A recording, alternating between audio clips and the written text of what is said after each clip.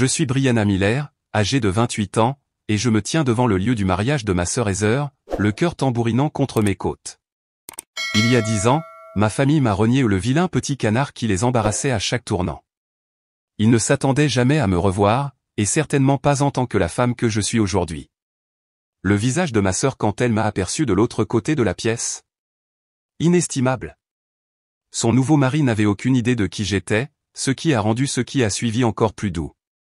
Avant de vous dire comment ma famille a réagi quand elle m'a finalement reconnu, faites-moi savoir d'où vous regardez dans les commentaires. Cliquez sur le bouton s'abonner et rejoignez-moi alors que je révèle comment je suis passé de paria familial à la personne que l'on ne pensait jamais que je pourrais devenir.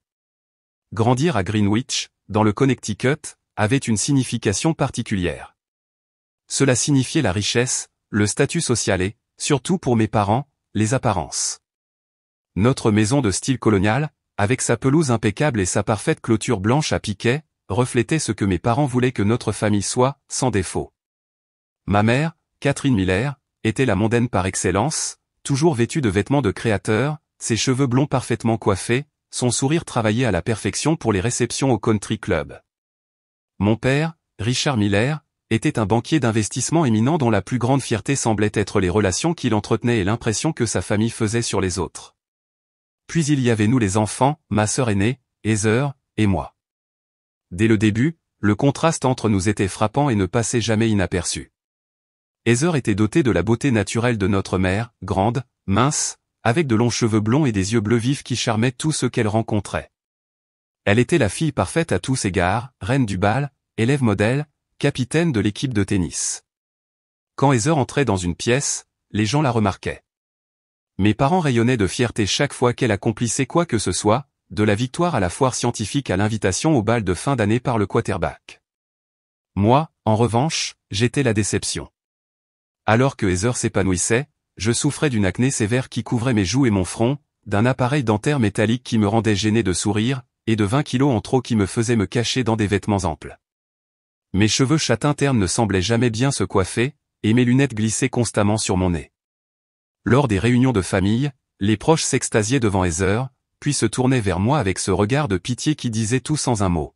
« Brianna, pourquoi ne peux-tu pas faire un effort pour ton apparence comme ta sœur ?» demandait ma mère en appliquant son rouge à lèvres avant les soirées. Les premières impressions sont tout dans ce monde. Mon père était moins direct, mais tout aussi blessant. « Ta sœur a déjà été acceptée dans 3 universités de l'Ivy League, commentait-il au dîner. « Quels sont tes projets, déjà ?» Cela, malgré mes notes parfaites dans les cours avancés de maths et de sciences qui ne semblaient jamais l'atteindre.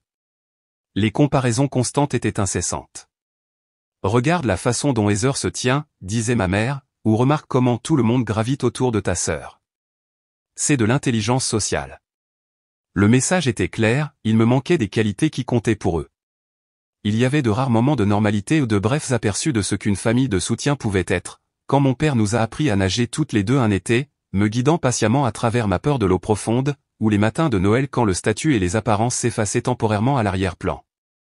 Ces souvenirs, d'une certaine manière, rendaient tout pire, ils me montraient ce que nous aurions pu être si les apparences n'avaient pas tant compté. L'école n'était guère mieux.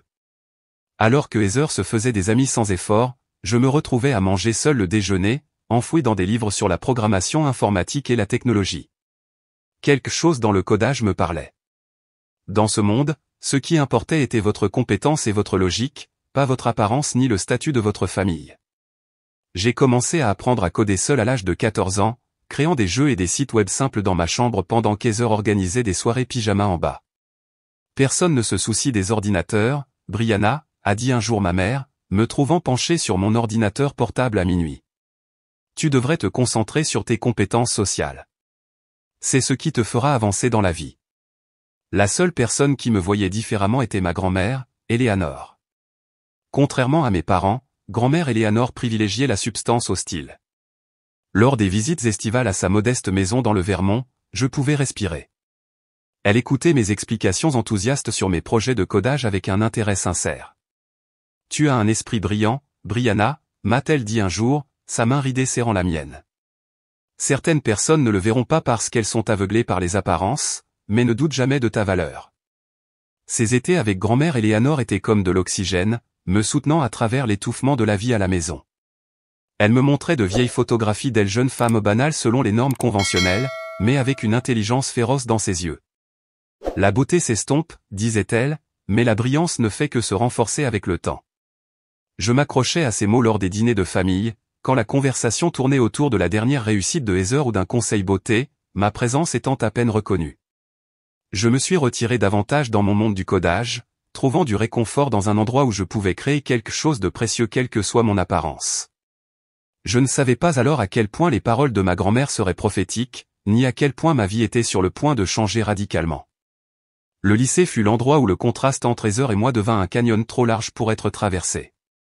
Alors qu'elle flottait dans les couloirs entourés d'admirateurs, je suis devenu invisible, ou pire, une cible. Le lycée Ridgeview fonctionnait sur la même monnaie que ma maison, les apparences et le statut social. Je n'avais ni l'un ni l'autre. Pendant ma 3e année, l'intimidation est passée des chuchotements à la cruauté pure et simple. Un groupe de filles, mené par l'amie de Heather, Amanda, a créé un compte sur les réseaux sociaux Brianna Watch, y publiant des photos peu flatteuses de moi avec des légendes brutales. Le pire, ce n'était pas les étrangers qui riaient, c'était de voir le nom d'utilisateur de ma sœur dans la liste des abonnés. C'est juste une blague, Brianna, a dit Heather quand je l'ai confrontée, levant les yeux au ciel. Tu es si sensible à tout.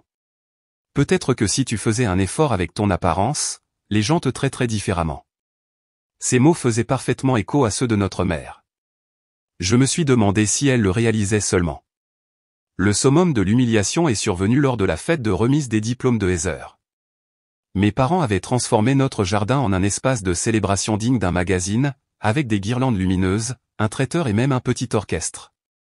Tous ceux qui comptaient à Greenwich étaient là pour célébrer la réussite de la fille en or. J'avais passé des heures à me préparer, tentant de dompter mes cheveux crépus et de couvrir mon acné avec du maquillage. J'avais même acheté une nouvelle robe au bleu marine à petites fleurs blanches que je trouvais jolie sur moi. Pour une fois, je voulais avoir l'impression d'appartenir à ma propre maison. Je me tenais près du bol à punch quand j'ai entendu Amanda et ses amis. Mon Dieu, qu'est-ce qu'elle porte? On dirait qu'elle ne fait aucun effort, a ricané Amanda. Imagine devoir l'emmener visiter des universités, a dit une autre fille. Je mourrais si les gens pensaient que nous étions apparentés. Puis vint la voix de Heather, légèrement plus basse mais reconnaissable entre toutes. Les gars, arrêtez. Ce n'est pas de sa faute si elle a eu les mauvais gènes. Ils ont tous éclaté de rire, sans remarquer que j'étais à quelques pas. Le verre de punch tremblait dans ma main alors que les larmes menaçaient de couler. Mais le pire est venu ensuite. Ma mère s'est approchée de leur cercle, saisissant la fin de leur conversation. Au lieu de me défendre, elle a souri de façon crispée et a dit, « Heather, ma chérie, les Anderson viennent d'arriver. Viens leur dire bonjour. » Pas un mot sur leur cruauté, pas même une reconnaissance de mon existence. Je me suis retiré dans ma chambre et j'ai pleuré jusqu'à ce que mes yeux soient gonflés. Cette nuit-là a tout cristallisé, je ne serai jamais assez bien pour cette famille telle que j'étais. Malgré le tumulte émotionnel, je me suis lancé dans mes études avec une ferveur renouvelée. Si je ne pouvais pas être belle selon leurs standards, je serais brillante. Mes projets de codage sont devenus plus sophistiqués, me valant la reconnaissance de mon professeur d'informatique, Monsieur Lambert, qui m'a encouragé à postuler au meilleur programme technologique. Tu as un talent naturel pour ça, m'a-t-il dit. Le programme d'informatique de Stanford aurait de la chance de t'avoir. Quand la lettre d'acceptation de Stanford est arrivée, accompagnée d'une bourse partielle, j'étais extatique. Pour une fois, j'avais réalisé quelque chose que même Heather n'avait pas fait, elle s'était contentée de Yale, l'alma mater de mon père. J'ai imaginé, bêtement, que cela pourrait enfin leur valoir leur respect. J'ai présenté la lettre d'acceptation au dîner, mes mains tremblant d'excitation et de nervosité. Stanford? A dit mon père, jetant à peine un coup d'œil à la lettre. C'est en Californie, si loin. Ils ont le meilleur programme d'informatique du pays, ai-je expliqué, et ils m'offrent une bourse. Bourse partielle, a corrigé ma mère, en fronçant les sourcils. Nous aurions quand même pas mal à payer. C'est un investissement dans mon avenir, ai-je dit, les mots me restant coincés dans la gorge. Mon père a posé sa fourchette. Brianna, soyons réalistes. L'université coûte cher, et nous devons privilégier les investissements qui seront rentables. Qu'est-ce que cela signifie, ai-je demandé, bien que je le savais déjà au fond de moi. Cela signifie, a interjeté ma mère, que nous devons considérer les chances de succès. Heather a un potentiel évident. Elle est socialement douée, se présente bien, a les bonnes relations grâce à sa sororité. Ces choses comptent dans le monde réel. Et ma réussite scolaire, non. Ma voix s'est brisée. Ne sois pas dramatique, a soupiré mon père. Nous disons simplement qu'investir dans les études de droit de ta sœur a plus de sens financier que de t'envoyer à l'autre bout du pays pour un passe-temps informatique. Ce n'est pas un passe-temps. J'ai été accepté dans l'un des meilleurs programmes au monde, ai-je protesté, les larmes commençant à couler. Brianna, a dit ma mère froidement, en te regardant maintenant émotionnelle, échevelée, faisant une scène. Penses-tu vraiment que tu es préparé pour le monde professionnel? Tu as du mal à tenir le coup lors d'un dîner de famille. Les mots frappèrent comme des coups physiques. Mais ce qui est venu ensuite a été le coup de grâce. Soyons honnêtes, a dit mon père. Tu es le vilain petit canard de cette famille, et aucun diplôme universitaire ne changera cela. Dans notre monde, la présentation compte, les relations comptent. Tu n'as tout simplement pas ce qu'il faut. La pièce est devenue silencieuse. Même Heather semblait mal à l'aise. Richard, a murmuré ma mère, non pas pour protester contre sa cruauté, mais contre sa franchise. Je me suis levé lentement, les jambes tremblantes. Alors c'est tout? Je ne vaux pas la peine d'être investi parce que je ne suis pas assez jolie? Nous sommes pratiques, a répondu mon père. Et c'est peut-être d'abord un collège communautaire, voici tu peux t'améliorer. J'ai quitté la table sans un mot, m'enfermant dans ma chambre. À travers mes larmes, j'ai pris une décision, je ne m'en dirai plus jamais leur approbation. Le lendemain, grand-mère Eleanor a appelé, sentant d'une certaine manière que quelque chose n'allait pas. Quand je lui ai tout raconté entre deux sanglots, elle est restée silencieuse un long moment. Fais tes affaires, a-t-elle finalement dit. Viens à la banque demain à midi. J'ai quelque chose pour toi. Elle économisait depuis des années, m'a-t-elle dit le lendemain, en me tendant un chèque de banque de 20 000 $. J'ai toujours su que tu pourrais avoir besoin d'un fonds d'évasion, a-t-elle dit, ses yeux brillants d'amour. C'était pour ma retraite, mais tu en as plus besoin. Va en Californie. Deviens ce que tu es censé être. Je l'ai serré dans mes bras, nous pleurions toutes les deux. Je te rembourserai chaque centime, ai-je promis. Réussis simplement, a-t-elle chuchoté. C'est tout le remboursement dont j'ai besoin. 2 jours plus tard, je suis parti avec une seule valise et mon ordinateur portable. Je n'ai pas dit au revoir à mes parents ou à Heather. Au lieu de cela, j'ai laissé une note, je vais devenir quelqu'un que vous regretterez d'avoir écarté. Je ne savais pas alors à quel point ces mots seraient prophétiques. Seattle en septembre ne ressemblait en rien au Connecticut. La bruine constante semblait correspondre à mon humeur alors que je m'installais dans l'appartement le moins cher que j'ai pu trouver, un minuscule studio avec une plaque chauffante au lieu d'une cuisine, partagé avec 2 autres filles dans un immeuble qui sentait perpétuellement le linge humide. Stanford avait été le rêve, mais la réalité avait d'autres plans. L'université de Washington m'avait offert une place de dernière minute avec une aide financière décente quand j'avais expliqué ma situation. Ces premiers mois ont testé chaque once de ma détermination. Je travaillais le matin dans un café, le soir comme serveuse, et le week-end à la saisie de données, tout en suivant un cursus complet en informatique. Le sommeil est devenu un luxe que je ne pouvais pas me permettre. Certaines nuits, recroquevillé sur mon matelas mince, les sons de la ville filtrant à travers des murs aussi fins que du papier, je me demandais si mon père avait eu raison. Peut-être que je n'avais pas ce qu'il fallait. Mes colocataires, Lynn, étudiante en biochimie, et Dakota, étudiante en art, sont devenues mes premières amies par proximité plutôt que par choix. Elles ont été témoins de mes moments les plus sombres, comme lorsque j'ai reçu l'appel me disant que mon paiement partiel des frais de scolarité était dû et qu'il me manquait encore 1 000 $. Tu as à peine mangé de la semaine, a observé Lynn, poussant vers moi une assiette de ses raviolis faits maison alors que je calculais mes finances pour la 100e fois. Je vais bien, ai-je insisté, bien que mon estomac grognait en trahison. Prends la nourriture, a dit Dakota fermement. Et prends ça. Elle m'a tendu un flyer pour un concours de codage avec un prix de 2 000 $. Tes programmes de robots bizarres sont bons. Tu devrais t'inscrire. J'ai failli ne pas le faire. La voix dans ma tête, ressemblant étrangement à celle de ma mère, n'arrêtait pas de me chuchoter que je me ferais honte. Mais le désespoir s'est avéré plus fort que le doute. Le concours exigeait la création d'un algorithme pour optimiser le flux de circulation urbaine. J'y ai travaillé pendant 72 heures d'affilée, alimenté par du café de distributeur et de la détermination. Quand j'ai présenté ma solution, mes mains tremblaient tellement que j'ai failli laisser tomber mon ordinateur portable. Mais alors que j'expliquais mon approche, quelque chose d'étrange s'est produit, les gens écoutaient. Les juges ont posé des questions qui indiquaient un intérêt sincère, et non de la pitié ou du mépris. Je n'ai pas gagné la première place, mais ma troisième place s'est accompagnée d'un prix de $1000 et de quelque chose de bien plus précieux, la validation de personnes qui comprenaient le domaine. L'une des juges, la professeure Morgan, m'a approché après coup. Votre solution a montré une perspicacité remarquable, a-t-elle dit, ses yeux gris vifs derrière des lunettes rondes. Surtout pour une étudiante de première année. Comptez-vous vous spécialiser dans le développement d'algorithmes? Pour la première fois, quelqu'un s'intéressait à mon esprit, pas à mon apparence. La sensation était si nouvelle qu'il m'a fallu un instant pour répondre. La professeure Morgan est devenue ma mentor, me recommandant pour des postes d'assistante de recherche et me présentant à ses contacts dans la scène technologique grandissante de Seattle. Sous sa direction, j'ai commencé à voir mon potentiel à travers ses yeux plutôt qu'à travers ceux de ma famille. L'industrie technologique a besoin d'esprits comme le vôtre, m'a-t-elle dit lors de l'une de nos réunions hebdomadaires, créatifs, résilients et n'ayant pas peur de défier les approches conventionnelles. À la fin de ma première année, j'avais décroché un stage d'été dans une petite entreprise de logiciels de sécurité. Le salaire n'était pas élevé, mais l'expérience était inestimable.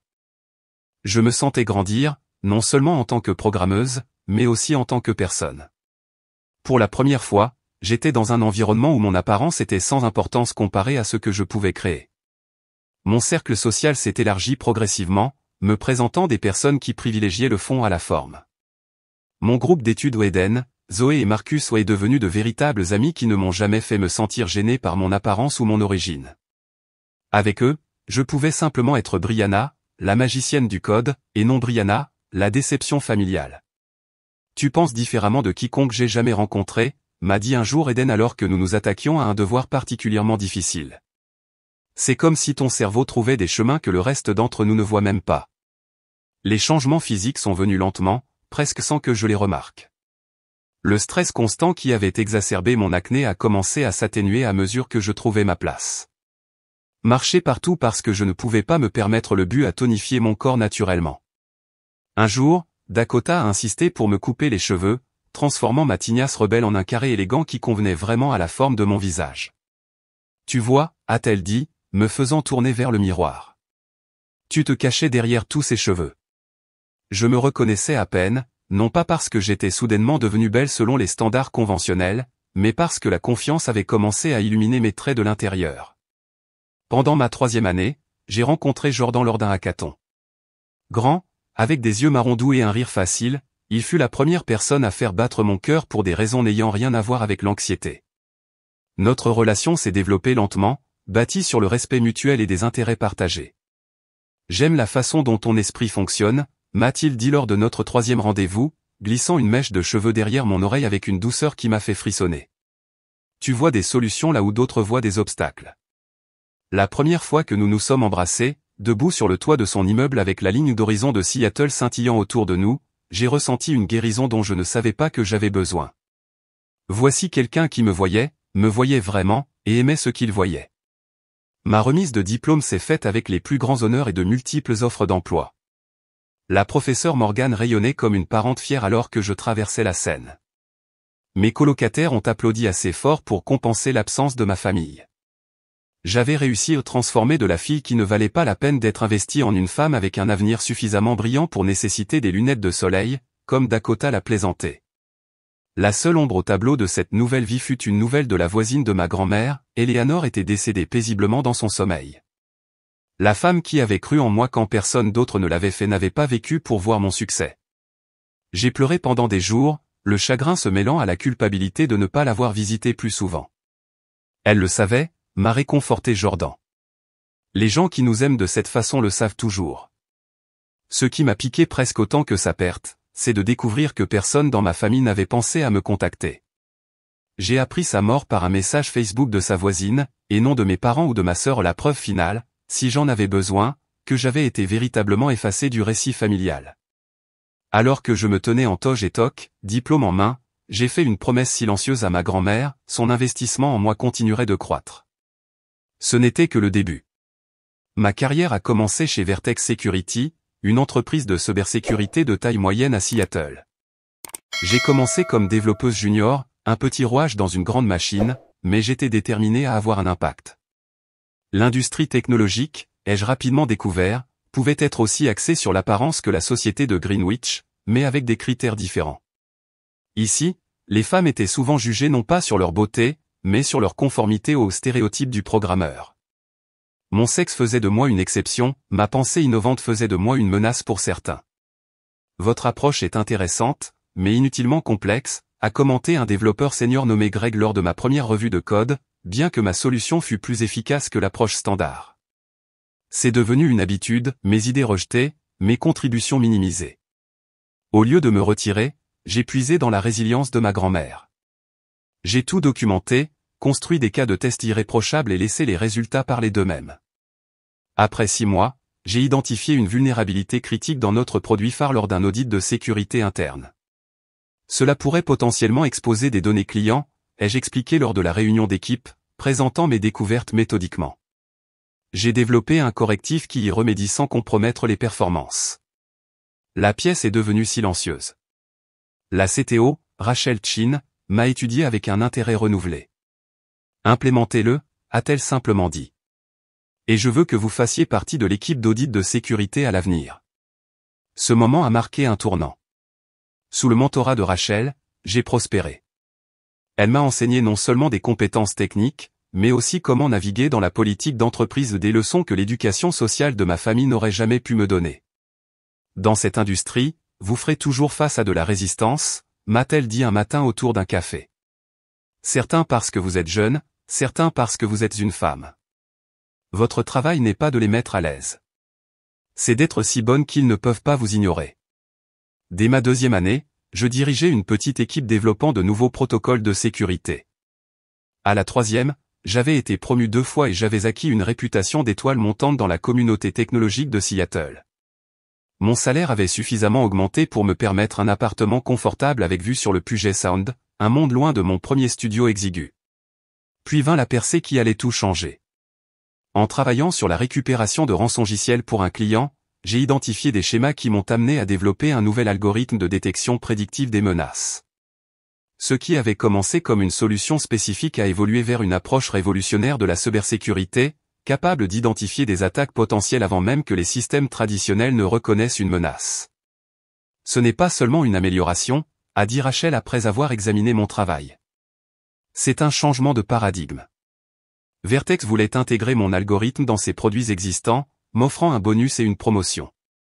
Mais quelque chose en moi ou le même instinct qui m'avait poussé hors du Connecticut savait que c'était plus grand que la gamme de produits d'une seule entreprise.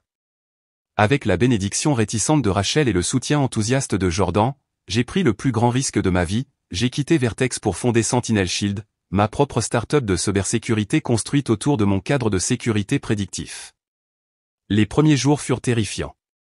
Mes économies épuisées par les frais juridiques et les coûts de développement initiaux, ma table à manger servant à la fois de bureau et d'espace de réunion.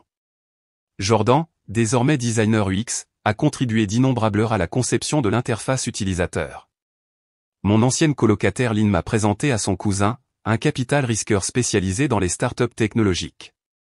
Eden et Marcus, de mon groupe d'études, se sont joints à moi comme mes premiers employés, travaillant pour des parts de capital alors que je ne pouvais pas encore me permettre des salaires compétitifs. Nous croyons en ce que tu construis, m'a dit Marcus quand j'ai exprimé ma culpabilité à propos de l'arrangement, et en celle qui le construit. Notre premier client majeur est venu du réseau de la professeure Morgan, une entreprise de services financiers fatiguée des mesures de sécurité réactives.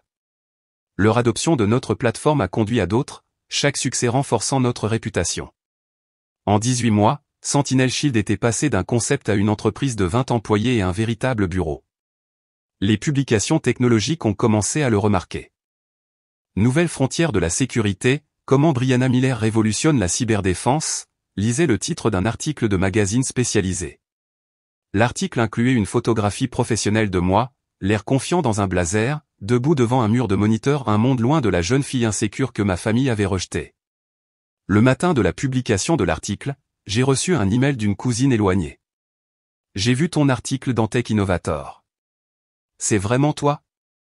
Tout le monde en parle ici. Tout le monde. Le mot résonnait dans mon esprit. Cela incluait-il mes parents, qui m'avaient jugé indigne d'investissement? Ma sœur, qui était restée silencieuse lors de mon rejet? La cousine ne l'a pas dit, et je n'ai pas demandé. Au lieu de cela, j'ai canalisé mon énergie dans le développement de Sentinel Shield. Notre deuxième tour de financement a valorisé l'entreprise à 40 millions de dollars, un chiffre qui me semblait encore surréaliste. J'étais maintenant la PDG d'une entreprise technologique en plein essor, avec une équipe qui me respectait et des clients qui recherchaient mon expertise. La croissance personnelle a parallélisé mon succès professionnel. La thérapie m'a aidé à traiter le traumatisme du rejet de ma famille. Vous vous êtes construite à partir de rien, a observé le docteur Bellet lors d'une séance, mais une partie de vous attend toujours leur approbation. Elle avait raison. Malgré tout, une part enfantine de moi aspirait encore à la validation des personnes qui m'avaient le plus profondément blessé. C'était ma vulnérabilité la plus secrètement gardée, celle que je n'avouais qu'à Jordan et au docteur Bellet. Jordan était devenu mon pilier, son soutien inébranlable ne fléchissant jamais, même pendant les périodes les plus stressantes de Sentinel Shield. Notre relation s'est approfondie en quelque chose que je n'aurais jamais cru possible pour quelqu'un comme moi, un amour inconditionnel basé sur qui j'étais vraiment. Épouse-moi, a-t-il proposé par une soirée pluvieuse à Seattle, agenouillé dans notre salon avec une simple bague en saphir. Sois ma partenaire en tout, comme je veux être le tien. J'ai dit oui à travers des larmes de joie, l'anneau glissant parfaitement sur mon doigt. Pour la première fois, j'ai eu l'impression d'appartenir entièrement à un endroit. 2 semaines après nos fiançailles, j'ai reçu la nouvelle concernant ma grand-mère Eleanor par un message Facebook de sa voisine dans le Vermont. Elle était décédée paisiblement dans son sommeil à 84 ans. Le message mentionnait un service commémoratif que j'avais déjà manqué. Personne n'avait pensé à me contacter directement. Les mains tremblantes, j'ai cherché en ligne sa nécrologie. J'y étais, listée parmi les survivants, petite fille Brianna Miller de Seattle, une pensée après coup, incluse seulement pour la forme.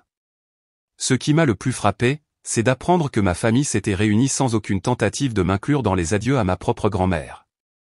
Cette nuit-là, j'ai pleuré dans les bras de Jordan, pleurant non seulement Eleanor, mais la famille que je n'avais jamais vraiment eue.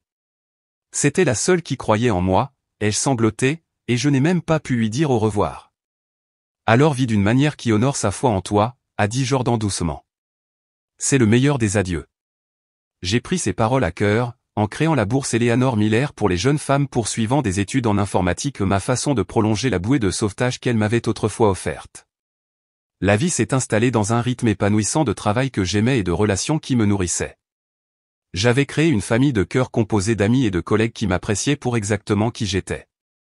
À 37 ans, Sentinel Shield était en passe de devenir un acteur majeur de la cybersécurité, avec des bureaux dans 3 villes et plus d'une centaine d'employés.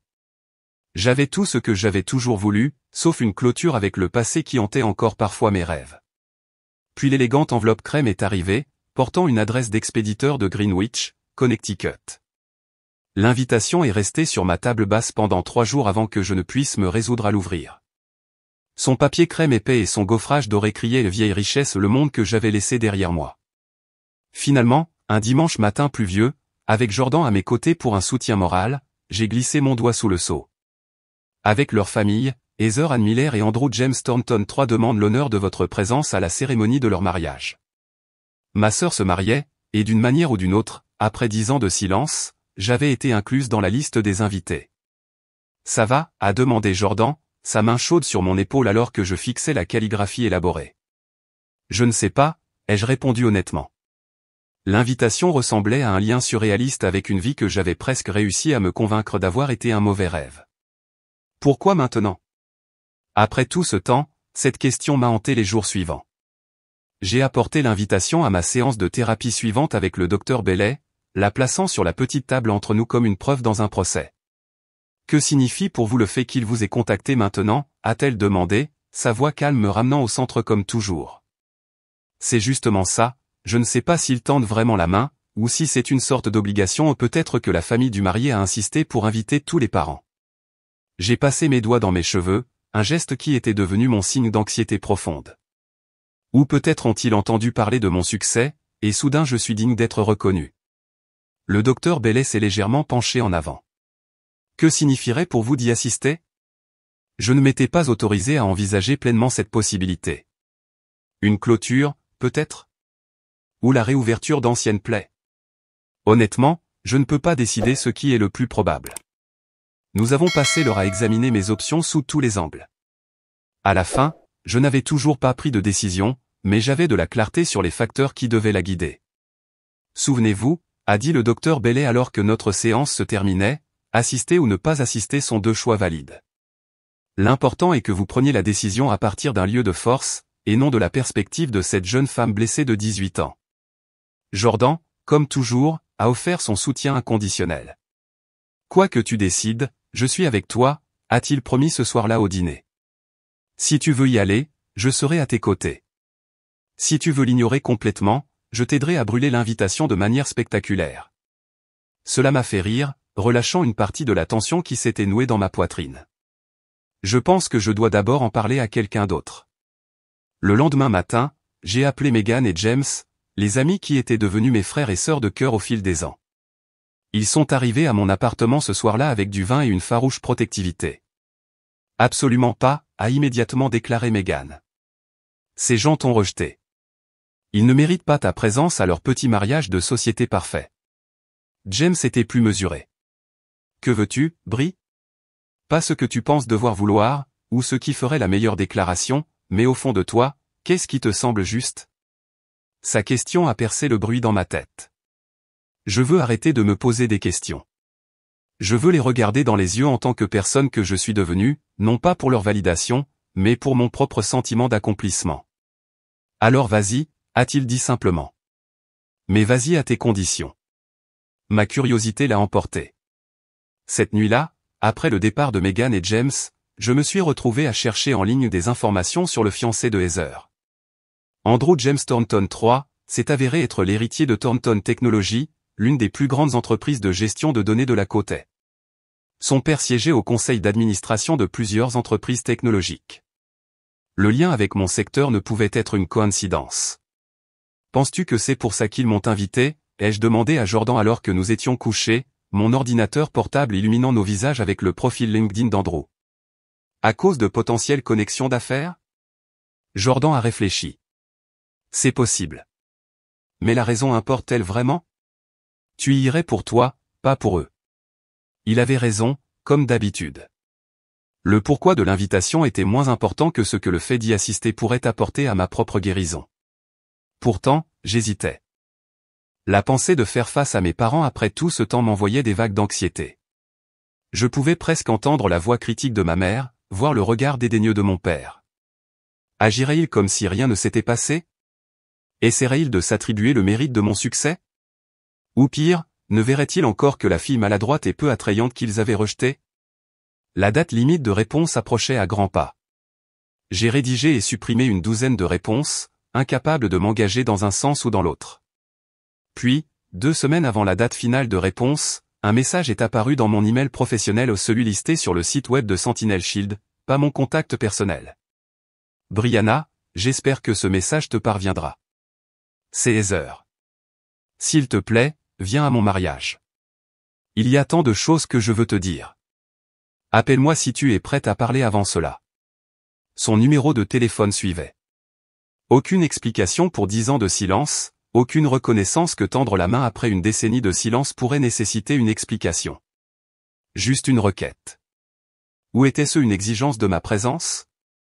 J'ai apporté l'email à ma prochaine séance avec le docteur Bailey. Qu'est-ce qui vous frappe le plus dans son message? A-t-elle demandé après l'avoir lu. Qu'elle m'ait contacté par mon email d'entreprise, sans même essayer mes comptes personnels d'abord, ai-je dit immédiatement. Et qu'il n'y ait aucune excuse ni même la reconnaissance que tendre la main après une décennie de silence pourrait nécessiter une explication. Le docteur Bailey a hoché la tête. Ces observations vous disent quelque chose d'important. Quelles limites auriez-vous besoin de fixer si vous décidez d'y assister? Cette question est devenue mon guide. Au cours de la semaine suivante, j'ai élaboré un cadre mental de limites, ce que j'accepterai et ce que je n'accepterai pas, comment je réagirai au scénario potentiel, quand je partirai si nécessaire. Jordan et moi avons simulé des interactions possibles. Brianna, tu as l'air différente, a-t-il dit, mimant ce qui pourrait être le compliment ambigu de ma mère. Merci, ai-je pratiqué en répondant avec une confiance sereine. La vie à Seattle me réussit. Au moment où j'ai finalement coché « Nous assisterons » sur la carte de réponse, je me sentais préparé non pas pour une joyeuse réunion de famille, mais pour une rencontre contrôlée à mes conditions. J'ai ajouté U+1 à côté de mon nom, puisant de la force en sachant que Jordan serait avec moi. J'ai choisi de ne pas appeler Heather avant le mariage. Tout ce qu'elle voulait dire pourrait être dit en personne. Je lui donnerai cette opportunité, mais je ne lui faciliterai pas la tâche.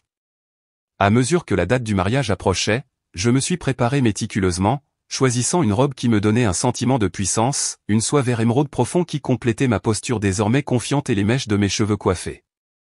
La femme dans le miroir ressemblait peu à la jeune fille qui avait fui le Connecticut une décennie plus tôt. La nuit précédant notre vol pour New York, Jordan m'a trouvé debout sur notre balcon, fixant la ligne d'horizon de Seattle. Des doutes, a-t-il demandé, m'enlaçant par derrière. Non, ai-je dit, me penchant dans son étreinte. Juste en train de me rappeler qui je suis maintenant, PDG, innovatrice, aimée. Quoi qu'il arrive demain, ils ne peuvent rien me prendre de tout cela. Non, a-t-il acquiescé, embrassant ma tempe. Absolument pas. Alors que notre avion décollait le lendemain matin, j'ai ressenti un étrange sentiment de paix. Je ne fuyais plus Greenwich, je choisissais de revenir à mes propres conditions, en tant que femme que j'étais devenue malgré eux, et non grâce à eux. Quoi que m'attendait au Westbrook Country Club, j'étais enfin prête à y faire face. Le Westbrook Country Club n'avait pas changé depuis la décennie où je l'avais vu pour la dernière fois, ou toujours l'épitome de la Nouvelle-Angleterre de la vieille richesse, avec ses jardins manucurés et son architecture coloniale. Alors que notre taxi s'arrêtait à l'entrée, j'ai ressenti une vague de calme inattendu. Cet endroit ne m'intimidait plus, c'était simplement un lieu où j'avais des souvenirs. Prête ? Jordan m'a serré la main, sa présence rassurante m'ancrant. Autant que je le serai jamais, ai-je répondu, lissant la soie émeraude de ma robe soigneusement choisie. La cérémonie n'était pas prévue avant 16 heures, mais nous étions arrivés tôt pour le rassemblement précédant le mariage. Mon choix délibéré d'affronter ma famille dans un cadre plus décontracté d'abord. Nous avons suivi les élégantes pancartes indiquant aux invités la terrasse du jardin, où des serveurs circulaient avec du champagne et des hors-d'œuvre. La scène était exactement ce à quoi je m'attendais, l'élite du Connecticut en tenue d'été, des baisers échangés entre des femmes aux mèches parfaites, des hommes en blazer de l'indiscutant du marché boursier. C'était comme entrer dans une capsule temporelle de ma vie d'avant. Ce que je n'avais pas anticipé, c'est que personne ne me reconnaîtrait. « Êtes-vous des amis d'Andrew ou de Heather ?» a demandé une femme âgée dont je me souvenais distinctement comme la partenaire de bridge de ma mère, Madame Ellison. « De la famille, en fait ?» ai-je répondu avec un sourire qui ne révélait rien de mon tumulte intérieur. « Oh, de quel côté ?» a-t-elle insisté, essayant clairement de me situer parmi les noms de famille connus du Connecticut. « Du côté Miller. Je suis Brianna. » J'ai observé son visage, attendant la reconnaissance. Son expression est restée poliment vide. Comme c'est charmant. Je ne crois pas que Heather vous ait mentionné. Bien sûr que non. J'avais été effacé du récit familial si complètement que même ceux qui m'avaient connu depuis l'enfance ne pouvaient pas relier la femme confiante devant eux à la jeune fille maladroite qu'ils avaient écartée. Jordan et moi nous sommes déplacés dans l'assemblée, un étrange sentiment d'invisibilité nous entourant. J'ai entendu des bribes de conversation sur le parfait compagnon de Heather et la fusion de deux grandes familles, car c'était ce qu'était vraiment ce mariage, une fusion, exactement comme mes parents l'avaient toujours prévu. Puis je les ai vus, mes parents, debout près de la balustrade de pierre surplombant le terrain de golf. Ma mère, Catherine, toujours mince et blonde, bien qu'avec une aide plus évidente de sa styliste maintenant. Mon père, Richard, ses cheveux plus gris, mais sa posture rayonnant toujours l'autorité. Il parlait avec un couple que je ne reconnaissais pas, flûte de champagne à la main, l'image du succès WASP. Mon cœur martelait ma poitrine alors que je m'approchais d'eux. La main de Jordan dans le bas de mon dos me fournissait un soutien silencieux. « Excusez-moi » ai-je dit, entrant dans leur cercle de conversation avec une assurance travaillée. Ma mère s'est retournée, son sourire social bien en place. « Oui, bonjour » a-t-elle dit aimablement, sans la moindre étincelle de reconnaissance dans ses yeux. « Cela fait longtemps » ai-je dit simplement. Son expression est restée vide pendant 3 secondes de plus avant que je ne le voie, le moment de la réalisation se levant dans ses yeux, suivi immédiatement par le choc et quelque chose comme de la peur. « Brianna » a-t-elle chuchoté, la flûte de champagne tremblant légèrement dans sa main. Mon père s'est retourné à l'entente de son nom, son sourire travaillé fléchissant alors qu'il assimilait mon apparence. « Mon Dieu » a-t-il murmuré. Surprise, ai-je dit avec un calme que je ne ressentais pas entièrement. « C'est bon de vous revoir tous les deux. » Voici mon fiancé, Jordan Reed. Jordan a tendu la main avec une parfaite assurance. Ravi de vous rencontrer, monsieur et madame Miller. Félicitations pour le jour du mariage de votre fille.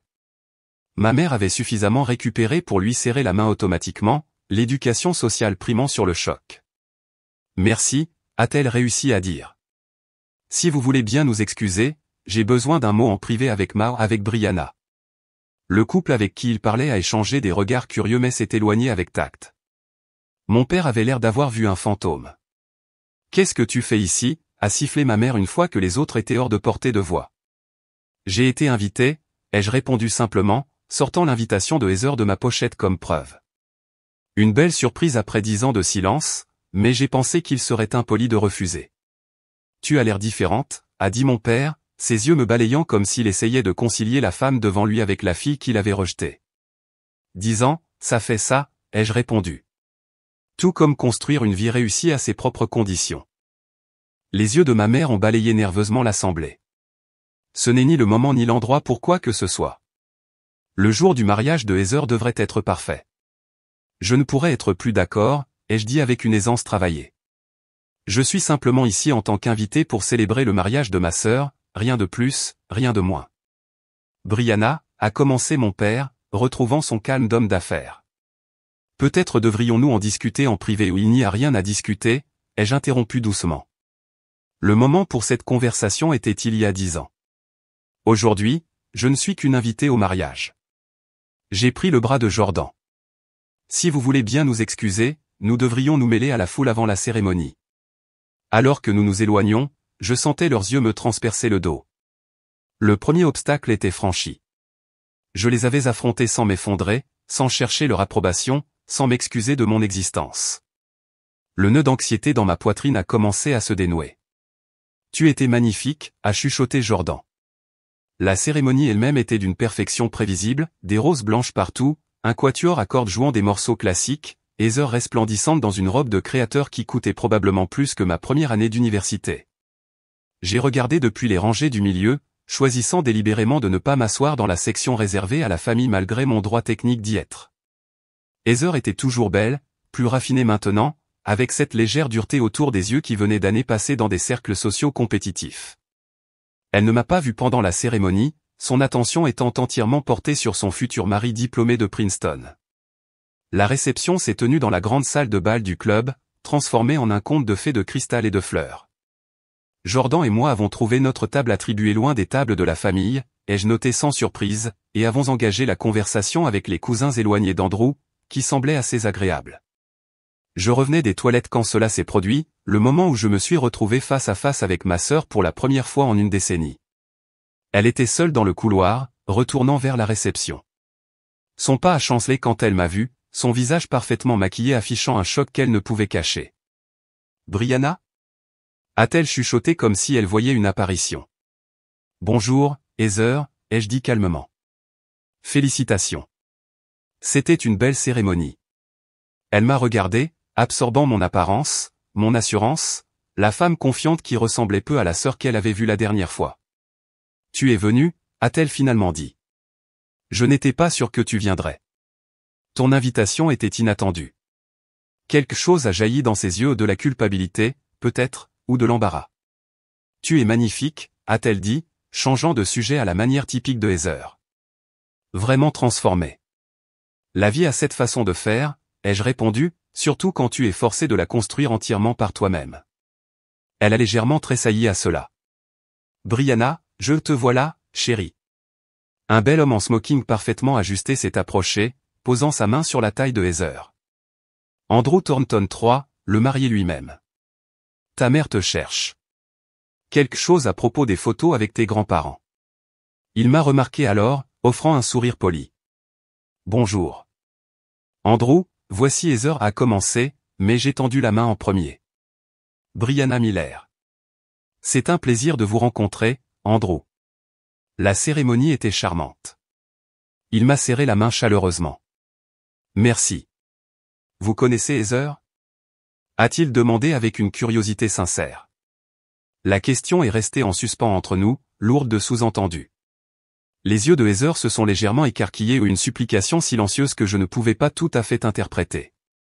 En fait, ai-je dit, croisant directement le regard de ma sœur, je suis sa sœur. L'expression d'Andrew est passée à la confusion. Sœur? Mais Heather a toujours dit qu'elle était enfant unique. Le moment s'est cristallisé autour de nous, le temps semblant s'arrêter dans le couloir silencieux. Le visage de Heather s'est vidé de ses couleurs sous son maquillage. Ah oui? Ai-je dit doucement. C'est intéressant. Il doit y avoir un malentendu, a dit Heather rapidement. Brianna et moi, nous sommes brouillés depuis de nombreuses années. C'est compliqué. Brouillé. Andrew nous a regardés l'une après l'autre, une véritable confusion sur son visage. Je n'en avais aucune idée. Il y a beaucoup de choses que tu ne sais pas, apparemment, ai-je dit, gardant ma voix douce malgré la colère qui bouillonnait sous la surface. Mais aujourd'hui est le jour de ton mariage. Cette conversation peut attendre. Andrew, à son crédit, a semblé sincèrement perturbé par cette révélation. Non, je veux comprendre. Pourquoi ne m'as-tu pas dit que tu avais une sœur, Heather? Le calme parfait de Heather a légèrement craqué. C'est une longue histoire, Andrew. Ma famille où nous nous sommes brouillés avec Brianna il y a des années. C'était douloureux, et je n'en ai tout simplement pas parlé. Une brouille, ai-je répété, incapable de laisser passer une version aussi édulcorée. C'est comme ça qu'on appelle ça quand tes parents te renient et te disent que tu ne vaux pas la peine d'être investi parce que tu es le vilain petit canard? L'expression d'Andrew est passée de la confusion au choc. Quoi? Andrew, s'il te plaît, a imploré Heather. Pas maintenant. Mais le moment de la révélation avait son propre élan. Plus d'invités entraient dans le couloir, y compris ma mère, qui s'est arrêtée net devant le tableau devant elle. Que se passe-t-il ici? A-t-elle demandé, son sourire social contraint. Je viens de rencontrer Brianna, a dit Andrew, sa voix portant assez pour attirer l'attention des invités proches. La sœur de Heather. Celle dont j'ignorais l'existence jusqu'à ce moment. Un silence est tombé sur la petite foule qui s'était rassemblée. Le visage de ma mère a pâli visiblement. Peut-être devrions-nous en discuter en privé, a-t-elle suggéré, tendant la main vers le bras d'Andrew. Je pense que oui, a-t-il acquiescé, mais pas comme elle l'espérait. Heather, Brianna, voulez-vous me rejoindre toutes les deux dans la bibliothèque? La bibliothèque du club était un sanctuaire boisé de vieux livrets de fauteuils en cuir. Andrew a fermé la porte derrière nous, créant une île d'intimité tendue au milieu de la musique lointaine de la réception. Expliquez, a-t-il dit simplement, regardant Heather et moi. Heather avait l'air piégée, jetant un coup d'œil vers la porte comme si elle envisageait de s'échapper. Andrew, c'est le jour de notre mariage. Cela ne peut-il pas attendre? Non, a-t-il dit fermement. Je viens de découvrir que ma femme a une sœur qu'elle n'a jamais mentionnée ou une sœur qui prétend avoir été reniée par votre famille. Ce n'est pas un petit détail, Heather. Je suis resté silencieusement, laissant le moment se dérouler sans mon intervention.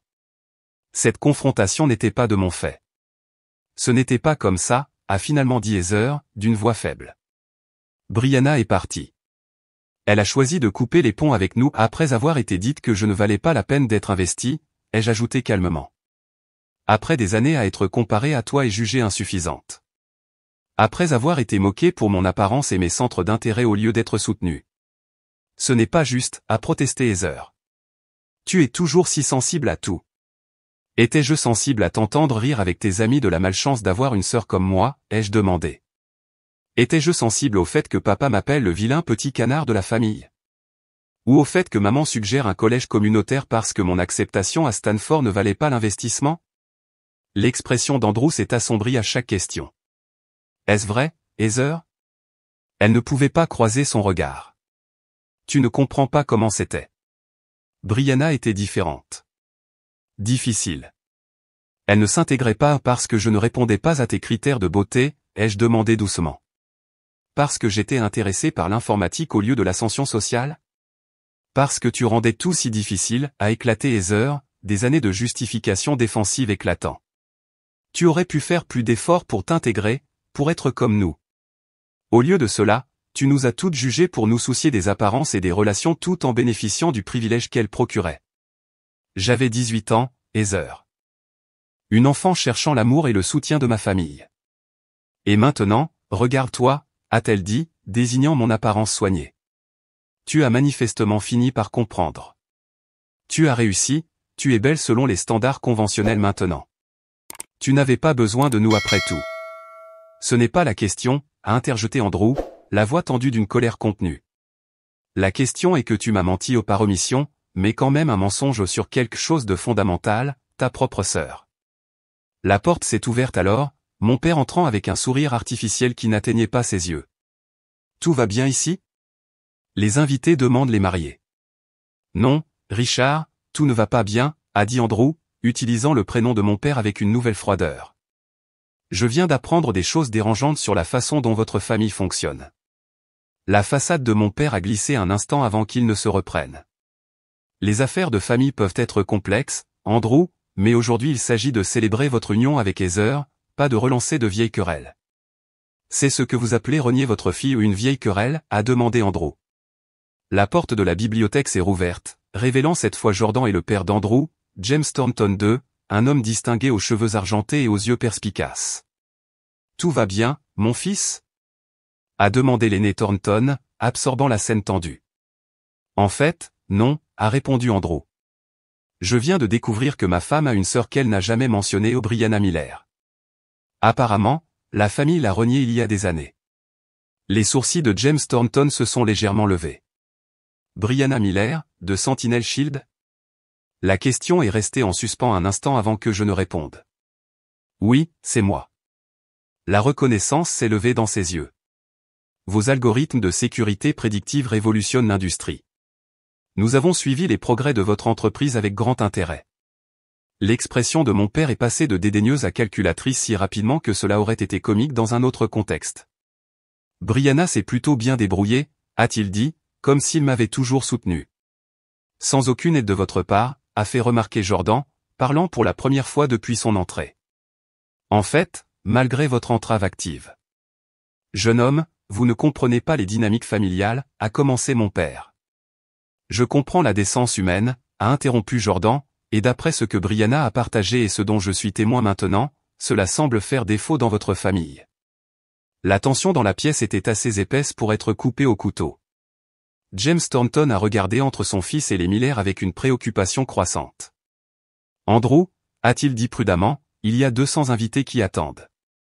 Quelle que soit la situation, peut-être peut-elle être abordée après la réception. Andrew s'est tourné vers moi, son expression troublée mais respectueuse. Brianna, je m'excuse pour mon rôle dans cette situation inconfortable. Je n'étais au courant de rien de tout cela. Vous n'avez rien à vous excuser, l'ai-je assuré. Ce n'est pas votre fardeau à porter. Il a hoché la tête, puis s'est tourné vers Heather. Nous retournerons à la réception parce que c'est ce qu'il faut faire. Mais après, nous devrons avoir une sérieuse conversation sur l'honnêteté et les valeurs. L'expression de jour de mariage parfaite de Heather s'était complètement effondrée. Elle a hoché la tête muettement, les larmes menaçant de couler.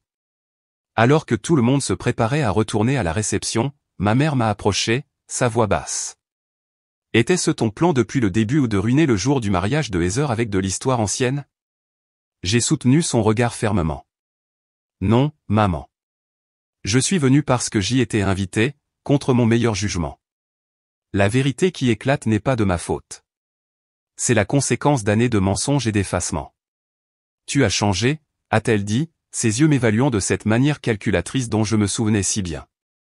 Oui, ai-je acquiescé. J'ai changé. Mais pas comme tu le penses. Ma valeur n'a pas augmenté avec mon succès ou mon apparence.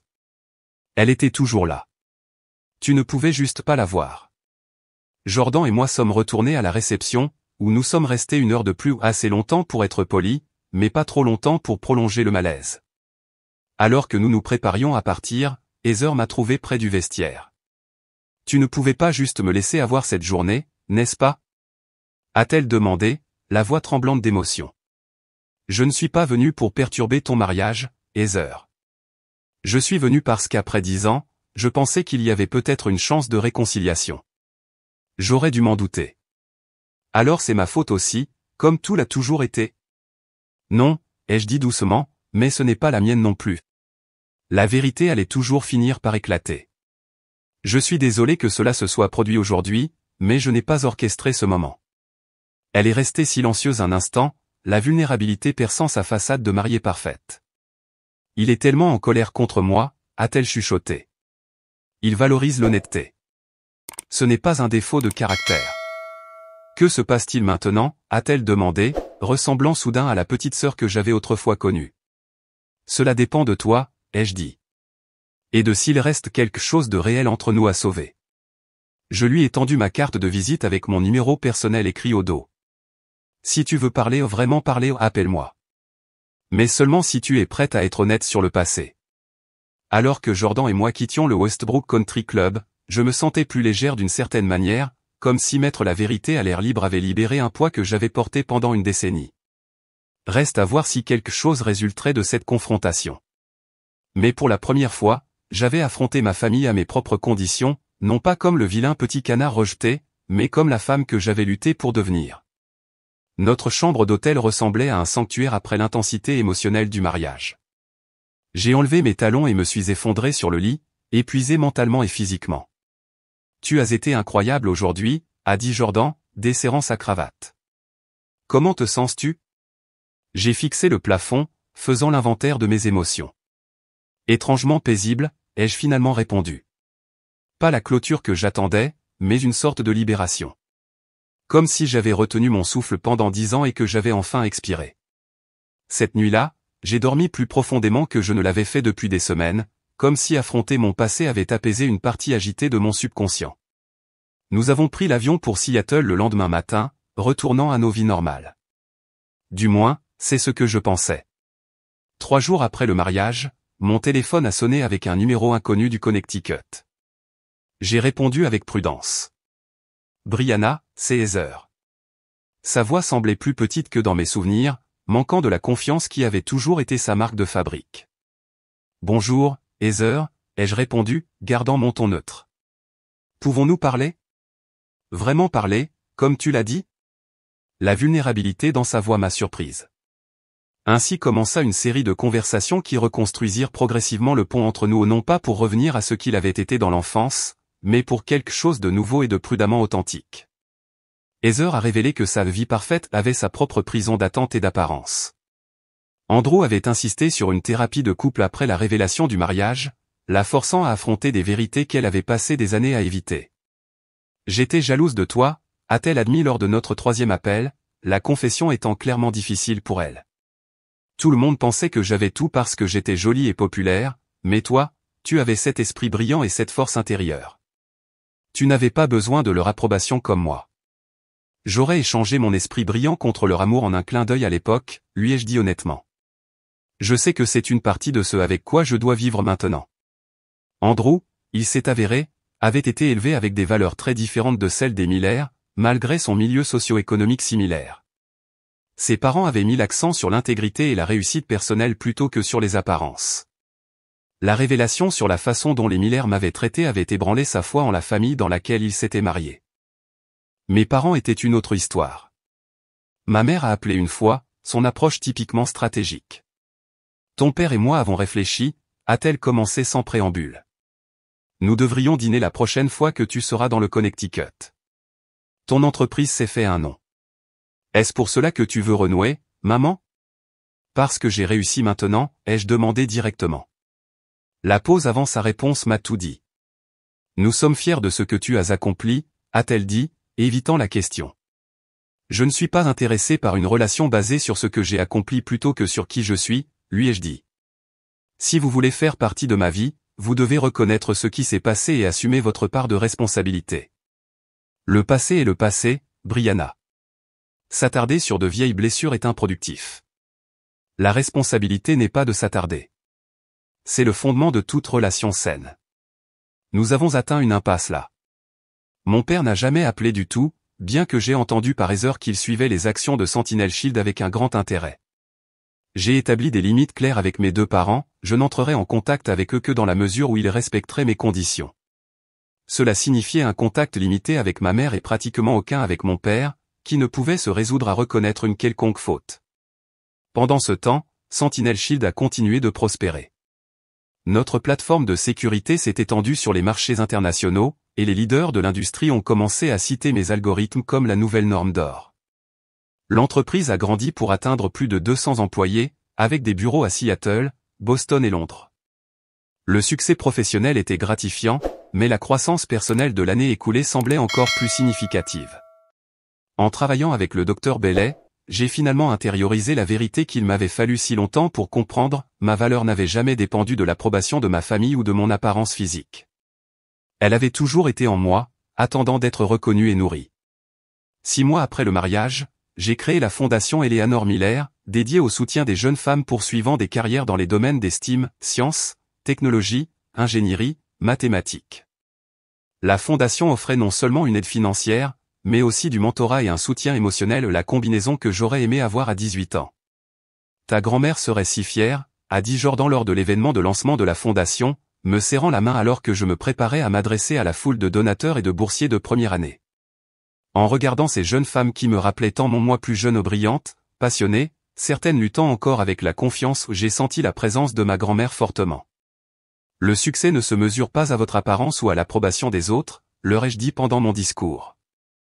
Il se construit jour après jour, choix après choix, à mesure que vous honorez votre moi authentique et les dons que vous seul pouvez apporter au monde.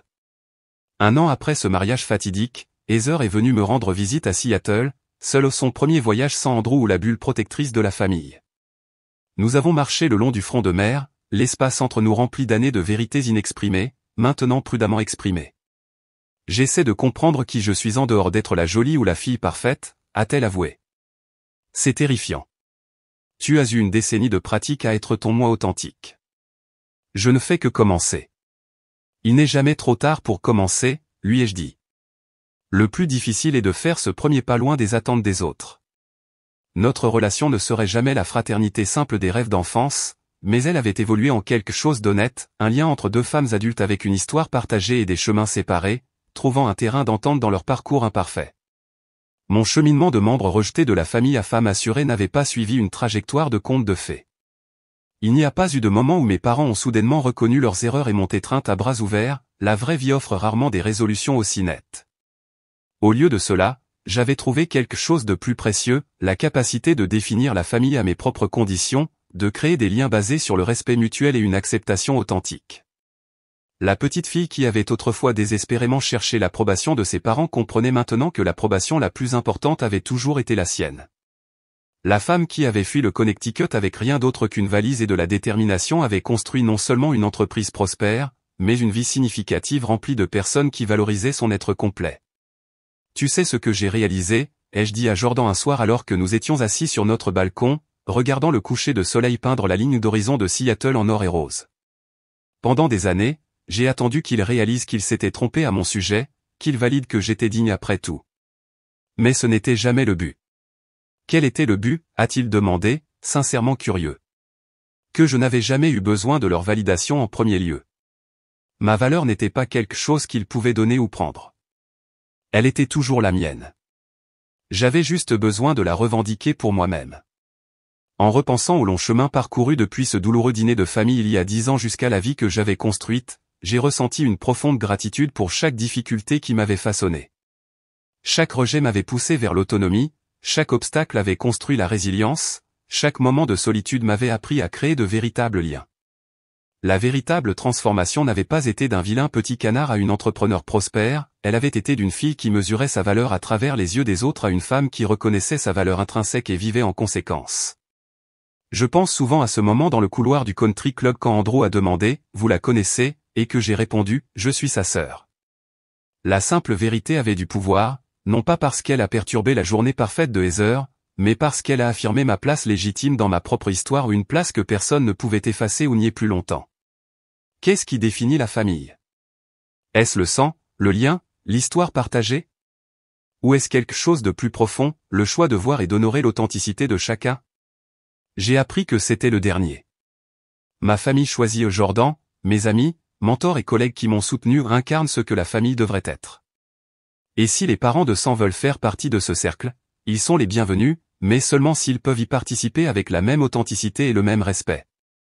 Avez-vous déjà eu à redéfinir la famille dans votre propre vie? Quelles limites avez-vous créées pour protéger votre estime de soi? Partagez vos expériences dans les commentaires ci-dessous.